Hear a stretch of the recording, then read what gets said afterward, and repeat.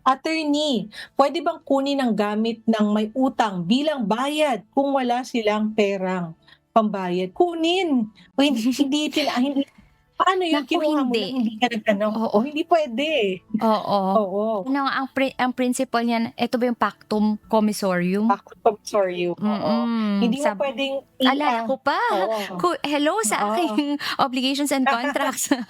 'Di ba, Attorney M? Oo, 'Di ba hindi po puwede oo. 'yun, hindi mo po puwedeng kunin 'yun kasi, yung pagkakautang, dapat niyang bayaran ng, kung ano yung inutang niya. Hindi ka puwedeng kumuha ng, personal property niya para 'yun yung pamalit doon sa iyong, kumbaga sa pagkakautang niya sa'yo, 'di ba, Attorney M?